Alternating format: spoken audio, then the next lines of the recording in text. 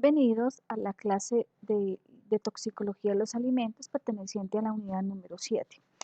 Decimos que la herencia de los alimentos sanos está en la sabiduría de quienes conocen la ciencia de los que son tóxicos. Luz Marina Carreño Niño, quien les va a acompañar de aquí en adelante en esta unidad. Toxicología, de acuerdo a la RAE, dice que viene del griego toxicón, que significa veneno, y por otro lado decimos que toxicología de los alimentos, el estudio de sustancias tóxicas que producen y sus respectivos efectos. Toxicología alimentaria, el estudio de sustancias tóxicas, y se encuentran en los alimentos de manera natural y adicionados como aditivos. En este caso tenemos lo siguiente, que pueden tener una procedencia natural, propias de actividades del hombre, y dentro de la procedencia natural tenemos componentes naturales como toxinas derivados de mohos. Procedentes del hombre, provenientes de actividades del hombre como residuos de plaguicidas, fungicidas y herbicidas, aditivos químicos como la tartrazina, contaminantes ambientales como el alquitrán, que se encuentra en el humo, contaminantes accidentales o uso inadecuado de sustancias como el hipoclorito de sodio en los procesos de limpieza y desinfección. Definiciones. Tenemos tóxico, sustancia química que en determinada concentración genera modificaciones celulares, fisiológicas, bioquímicas incompatibles con la salud y en ocasiones con la vida. Dosis, cantidad total de la sustancia a la cual el organismo está expuesto y puede causar algún efecto tóxico proporcional a la dosis. Efecto es la acción de una sustancia capaz de modificar mecanismos bioquímicos, fisiológicos y va ligado a dosis y tiempo. Toxicología de los alimentos. La toxicología de los alimentos en forma concisa se refiere al conocimiento sistemático y científico de la presencia de sustancias potencialmente dañinas en los alimentos. Pretende evitar hasta donde sea posible la ingesta o consumo en cantidad suficiente que ponga en riesgo al consumidor. En este caso, pues el ideal es consumir alimentos de procedencias muy naturales. En el caso de las frutas y las verduras, consumir verduras orgánicas que no hayan sido tratadas con fungicidas, herbicidas, entre otros. Definiciones, seguimos que dosis interna es la cantidad de sustancia que atraviesa la barrera de absorción. Bueno, la toxicología ocurre de la siguiente manera. Inicialmente ingresa al organismo, se transporta, hace una absorción y de esa absorción se supone que hay una eliminación. El asunto de la barrera de absorción es que se queda allí. La sustancia se queda allí y causa la enfermedad, causa un cáncer, causa modificaciones en el material genético, ya sea espermatozoides, óvulos o en otros casos hasta en el sistema nervioso. Dosis potencial, cantidad de sustancia contenida en el material ingerido, inhalado o en contacto con la piel. Entonces aquí hay que decir que los tóxicos no solamente ingresan a través de la ingesta, sino que también puede ser inhalados o por contacto con la piel. Por contacto con la piel podríamos hablar de la exposición a ciertos rayos, no sé, de luz, ultravioletas o a ciertas ondas que van directamente a la piel y pueden causar daño, incluso de las personas que están trabajando dentro de áreas de alimentos. Dosis letal, cantidad mínima de un medicamento o sustancia necesaria para producir la muerte o provoca la muerte en un paciente. Aquí dice que de un medicamento, no necesariamente un medicamento, sino de cualquier sustancia tóxica dentro de los alimentos, incluso las naturales. ¿Qué es una intoxicación? Se clasifica de acuerdo a la severidad, entonces tenemos leve, moderada y severa. Toxicología de los alimentos, ¿cómo sucede? Tenemos el agente tóxico, llega al organismo, genera una alteración. Esa alteración puede ser es de orden fisiológico o de la salud, o sea, se altera la salud, no sé, si es por alquitrán en el pulmón, pues le va a generar problemas de respiración y por supuesto oxigenación de la sangre y con todas las consecuencias que puede esto causar. Luego tenemos, según el grado de intoxicación, se clasifica en aguda y en crónica. Aguda es aquella que aparece en un periodo menor de 24 horas y crónica es la que aparece teniendo en cuenta el tiempo de exposición y especialmente el tiempo y la concentración de la sustancia, y en estas dos en este caso, pues hablamos de exposición bastante alta en cuanto a tiempo y a sustancia. Tenemos el tóxico, sustancia que produce un efecto nocivo y que puede alterar los seres vivos y alterando sus equilibrios vitales. Entonces tenemos tóxicos endógenos y exógenos y se definen así este tipo de tóxicos. Entonces los endógenos, sustancias que constituyen de nuestro organismo, pueden ser tóxicas a concentraciones superiores a las fisiológicas. Entonces el organismo puede transformar algunas sustancias y todo este tipo de tóxico ocurre dentro del organismo. Y tenemos los exógenos, son los que se adquieren a través del exterior. Damos el caso del humo por consecuencia del alquitrán. Los aditivos pueden ser intencionales y no intencionales. Dentro de los intencionales tenemos intencional seguro e intencional inseguro. El intencional, no intencional, por supuesto, se agrega de manera accidental y puede causar daños graves como intoxicaciones o incluso hasta envenenamientos. Vamos con el intencional. Tenemos el seguro. El seguro es aquel, casi siempre, aquel de origen natural y es inocuo, y digamos que si se agrega en condiciones adicionales a las permitidas no causaría daños en la salud de las personas. Vamos a contemplar un ejemplo, el colorante del achiote, si se agrega en una cantidad suficiente, de pronto no causa daño en la salud de las personas. Pero la intencional insegura sí es aquellas sustancias que su adición es limitada por riesgos en la salud y está condicionada a normas de cada país. Vamos a hablar explícitamente en el caso de la tartrazina. Si ustedes miran el empaque o el etiquetado de un alimento que contenga tartrazina, deberá decir: contiene tartrazina, la letra debe ser más grande en negrilla y por supuesto debe estar en negrilla negrilla y en cursiva. Es decir, le están diciendo la sustancia contiene este tóxico, es su deber consumirla, tomar la decisión de consumirla o no. De otro lado, también está de las intencionales inseguras, es la adición de sustancias como las sales curantes. En este caso hablamos de la nitrito de sodio y nitrito de potasio, que se utiliza en las carnes curadas.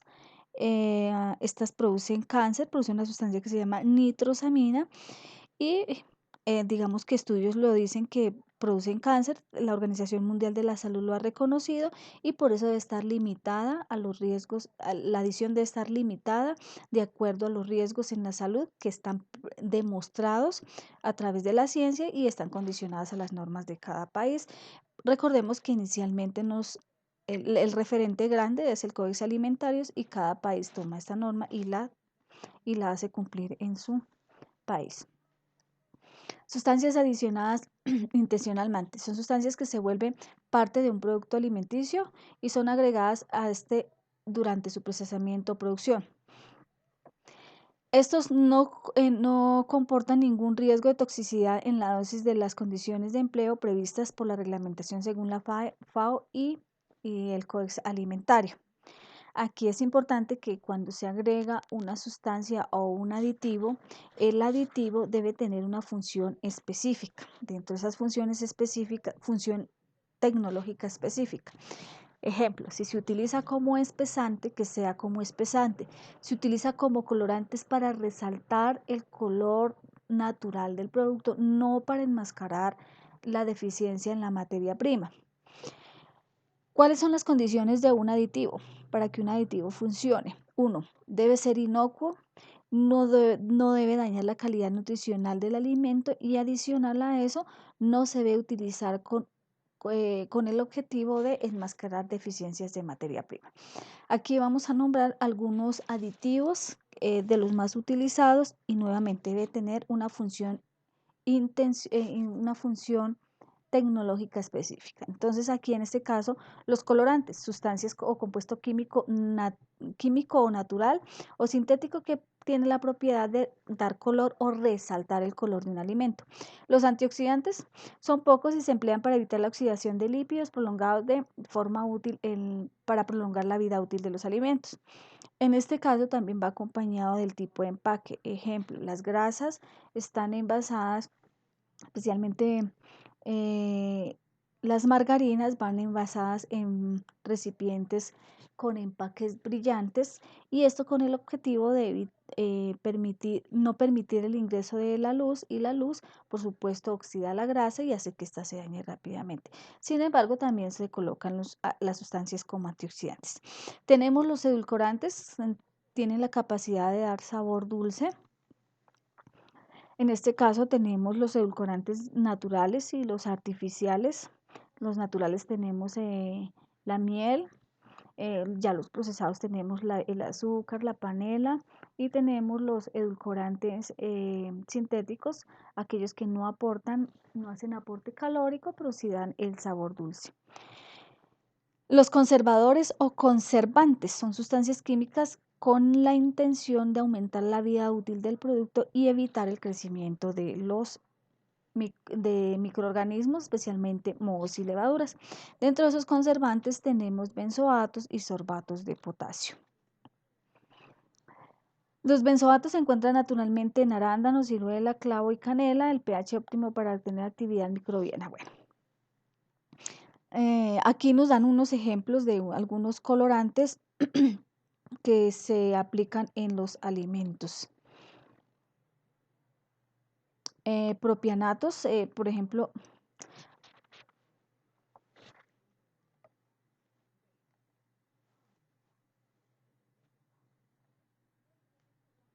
bueno, entonces seguimos en este caso con los aditivos principales. Ya habiendo hablado de los colorantes, antioxidantes y edulcorantes, hablamos de las sustancias conservadoras o conservantes o preservativos. Aquí tenemos algunos de ellos, como ya lo hemos comentado, los benzoatos o sorbatos de sodio o de potasio.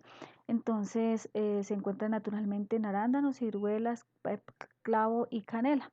En este caso se utilizan en bebidas, eh, a base de frutas o bebidas gaseosas.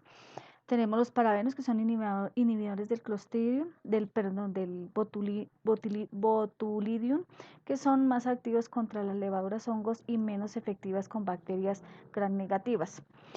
Los propianatos se encuentran, o sea, se aplican en panadería, que es que se aplican en panadería, pero realmente está prohibido el uso de propianatos en algunos países. En el nuestro es prohibido, en algunos países se acepta el propianato de sodio. Los propianatos también se agregan en las bebidas alcohólicas como el vino, antes de someterla al tratamiento de pasteurización. Cuando se pasteuriza el producto, pues inmediatamente pierde su efecto, pierde el efecto del propianato. Y tenemos los sorbatos, benzoato y sorbato de sodio, que controla también mohos, levaduras, y pues hace que el producto tenga una vida útil más larga. Seguimos hablando de algunos o de principales aditivos. Aquí solamente vamos a nombrar algunos. En este caso tenemos los espesantes. Se utilizan harinas y almidones, y la función es darle textura a las salsas, en algunos casos a bebidas como lo que nosotros conocemos, jugos o refrescos de frutas. Los estabilizantes tenemos, su palabra lo indica, para estabilizar una mezcla, para que no se separen, y tenemos las gomas, tenemos las mismas pectinas, y una de las que más se utiliza es el carboxil metilcelulosa, o también denominado CMC. Tenemos los saborizantes, que son resaltadores de sabor, y de los más utilizados es el glutamato de sodio. En este caso, el glutamato, dicen estudios que el glutamato puede volverse cancerígeno, puede causar daño en la salud de las personas. El glutamato que se utiliza, este glutamato se utiliza especialmente en productos como las sopas artificiales o sopas listas para el consumo. Están adicionadas de benzoato o sorbato, productos a base de carne, caldos y demás. Tenemos los aromatizantes, digamos que el aromatizante y el saborizante van de la mano. Son aromas, pueden ser naturales o sintéticas, y lo que hacen es resaltar los aromas que se han perdido en los procesos de altas temperaturas, especialmente de las bebidas. Mm, Recordemos que los aromas que hay en las frutas y las verduras, o en casi todas digamos, cualquier tipo de aroma es de condiciones volátiles, es decir, que a altas temperaturas se pierden o se desnaturalizan. Entonces en los alimentos sería importante o sería necesario agregar los aromatizantes. De ahí en adelante tendríamos más aditivos. Aquí hablamos de los que más conocemos o los que más hemos escuchado. Los aditivos, bueno, ¿por qué es tan importante hablar de los aditivos y el efecto toxicológico que tienen los alimentos o cualquier forma de toxicidad en los alimentos? Entonces, si yo me expongo o si se expone a los alimentos por aditivos, dependiendo del tipo de aditivo, puede generar acción teratogénica, cancerígena, teratogénica y mutagénica. Entonces, la cancerígena, la exposición de conservantes, dice que es por periodos largos, es decir, que con el tiempo usted puede generar o presentar un cáncer. Aquí hablamos nuevamente del nitrito o nitrato de sodio que se aplica en las carnes. Esta sustancia también actúa como sustancia conservante. Entonces, esta sustancia conservante puede producir cáncer, lo ha demostrado la ciencia. Acción teratogénica. La acción teratogénica genera malformación en el feto, ¿sí? En este caso hablamos el exponerse a sustancias como el mercurio, especialmente productos en alimentos como que provienen de la pesca. También últimamente se ha hablado de sustancias a base de bromo o bromuros. Los bromuros son sustancias que se aplican a los electrodomésticos para evitar que se incendien fácilmente. Resulta que estos están llegando también al mar y parece que está teniendo también una acción teratogénica. Y la mutagénica tiene afecciones en el material genético. Nuevamente tenemos el mercurio como sustancia presente en la modificación genética, eh, por supuesto, de óvulos y de espermatozoides. Aquí tenemos una referencia bibliográfica a la que los invitamos a consultar para ampliar su información. Hasta este momento los acompañamos. Ha sido un gusto haberles atendido y acompañado en esta unidad de toxicología de los alimentos. También les recuerdo que la toxicología de los alimentos no se da por sustancias tóxicas en los alimentos, sino por malas prácticas de higiene y malos hábitos en la alimentación. Muchas gracias.